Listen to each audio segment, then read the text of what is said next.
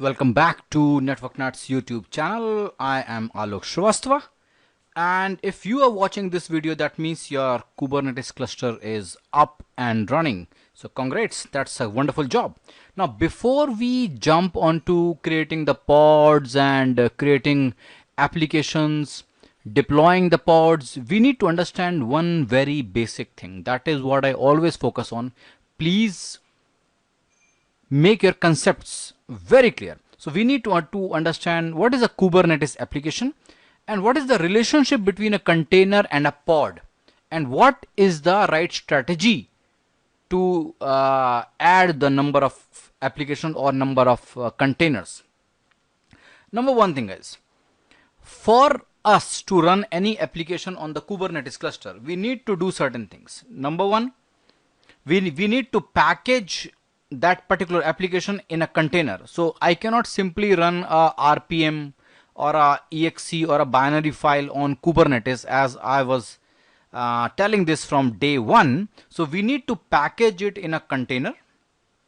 Then the container need to be wrapped up in a pod. Wow, this is something new, because if you are coming from a Docker background and you know containers, you have deployed the containers, but you had never heard about the word pod. So I'll be explaining it why pod is important. So first I need to package the application as a container, wrap it inside the pod, and then the third step is I need to deploy it using some manifest file. So we will be learning all about this. So it goes something like that, that the developer will be choosing his application language, which whatever application he wishes to use. So he will be writing the code, and then the application will be converted into a container image using the docker build command, and then we can store that image somewhere on the repository like Docker Hub, and then we can use that repository to or image to create our application. So at this point of time, when the application is in a container, right, it is being like built as a container image, and it is being stored in a registry like Docker Hub. We say that at this point of time the application service is containerized. Now we cannot run a container on a Kubernetes cluster. We need to wrap it up in a pod. So we need to understand what is a pod. Right, so we define a Kubernetes pod to run a containerized service. So pod is a wrapper. Consider it as you say as a wrapper on your chocolate, right? So without the wrapper, like the Cadbury's or any other company, they cannot distribute the chocolates. They need to be enclosed in a wrapper. So wrapper allows the container to run on the Kubernetes cluster. So once we define the pod, we are ready to deploy that application on the cluster. I'll give you one simple example. Like it is the atomic unit. The pod is the atomic unit in Kubernetes cluster. Like if you are coming from a VMware background, so you know virtual machine is the atomic unit of scheduling in the VMware world, right? In the Docker world, it is container. We have nothing smaller than a container in the Docker world. In the same manner, pod is the bare minimum unit, the minimum thing that you will be running on the Kubernetes cluster. Without a container wrapped up in a pod, you cannot run container directly on the Kubernetes cluster. Remember this, containers must always run inside the pod. There is a reason behind it. So understand, in a virtual machine environment, virtual machines are the atomic unit. In Docker, containers are the you can say the atomic unit, the bare minimum thing, and in a Kubernetes cluster, the pod is it. So what is the relationship between the pod and where the pod words came from, right? So pod, if the dictionary meaning is the group of whales, as we know the container logo is whale, right? Now you got it. So the Docker logo is a whale, so pod means a group of whale. That means a group of containers. So normally what we do, we run a single pod or a single container in a single pod. That is the normal use case. One pod, one container. There might be some special cases where we are running more than one containers in a pod, but we avoid it. I'll share it why we do it. Unless until there is a specific need, we avoid that thing.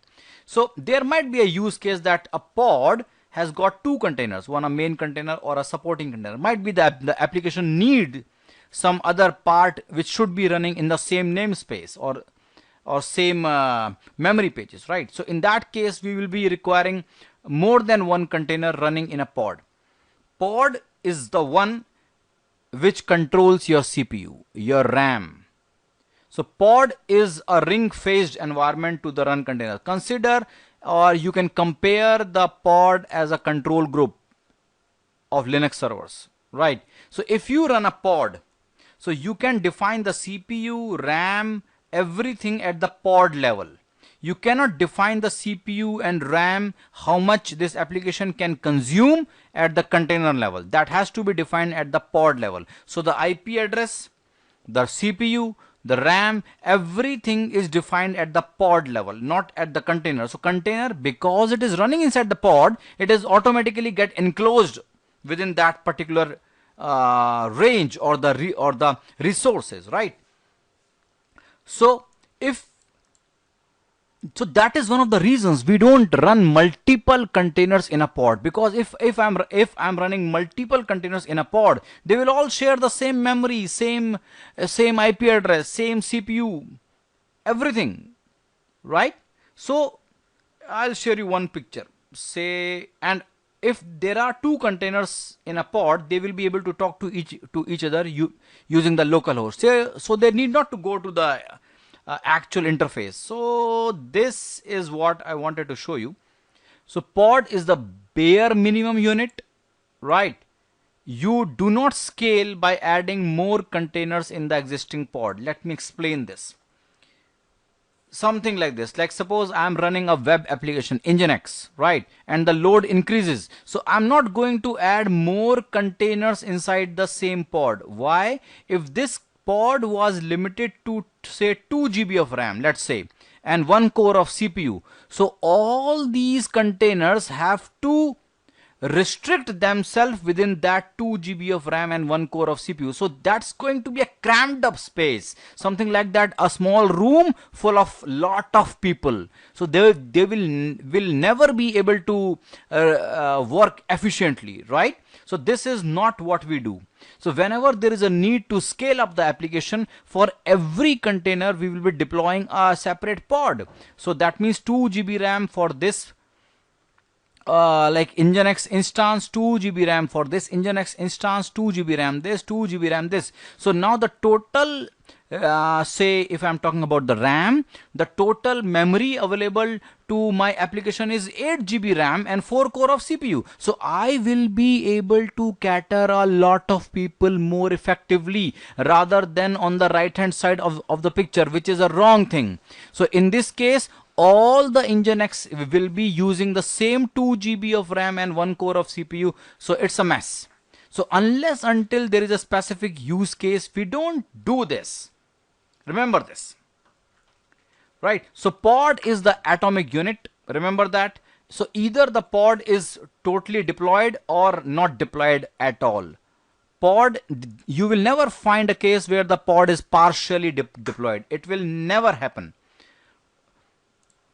Never ever. And all the containers running inside the pod will be sharing the same IP address. So pods are mortal. Either they create, they live, and they die. And if they die, we never try to bring them back to the life. We will be building entirely a new pod with a new IP address, a fresh CPU, fresh smell of everything.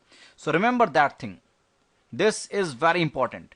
So what we had learned that pods are mortal, they die. But if we are creating a new pod, we are not at all going to try to revive the pod which has died. We will be creating an entirely new pod from the scratch, which will be having a fresh IP address and everything. So the major point which I want you to understand is this picture. So if there is a load on your application, you will never be adding more application instances in the same pod. Otherwise they are like kind of crammed up within that memory space of 2 GB. In my example, you should be giving a separate memory space to every instance of your application so that they will be able to cater more clients. I hope you got this point.